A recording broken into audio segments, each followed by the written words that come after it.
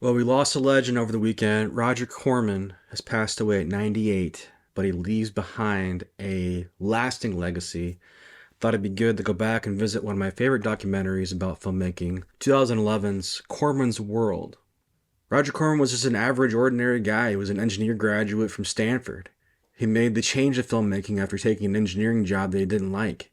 He would go on to direct 55 movies and produce 200 films over his 75 years in show business. Corman's World, Exploits of Hollywood Rebel documentary debuted in 2011. Director Alex Stapleton uses archival footage and interviews that were recorded for the documentary. Some of the interviews featured include Peter Bogdanovich, Joe Dante, Jonathan Demme, Bruce Dern, Robert De Niro, Peter Fonda, Pam Grier, Ron Howard, Jack Nicholson, Eli Roth, Martin Scorsese, William Shatner, and Quentin Tarantino. Now, a lot of these guys rarely do interviews. Jack Nicholson rarely is on screen doing an interview. That's how much of an impact Roger Corman had on him. Roger Corman even started the careers of James Cameron. Bill Paxton wouldn't have met James Cameron if it wasn't for Corman. A lot of guys coming out of film school couldn't get into the studio jobs or studio system. So they'd go to this crazy guy named Roger Corman, and he would put them to work. And it was tough work for little to no pay and very economical. A lot of the footage that was used in these films was taken from other films. The Terror starred Boris Karloff and Jack Nicholson.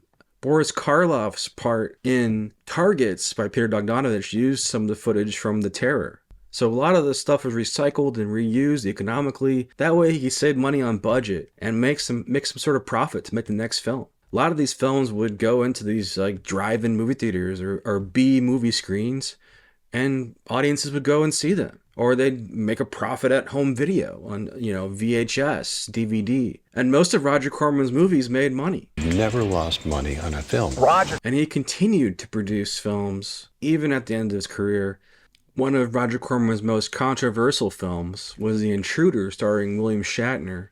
Shatner stars as a Klan leader, and it was controversial when it came out, obviously, for obvious reasons. Other than that, Corman really stayed away from controversy. Like I said, he was a very ordinary man, didn't drink, smoke, do any drugs like that, but he's really a pioneer of what the new Hollywood system would become. Nicholson's career took off in Easy Rider with Dennis Hopper. James Cameron doing the props on set. He would go on to do, what he does, Terminator, and so on and so forth. And there's so many people that were influenced by Roger Corman. He really epitomized the American dream, that you can succeed no matter what. The documentary is well worth it if you are a filmmaker or a fan of Roger Corman or fan of B movies. There's not many bonus features. There's extended interviews.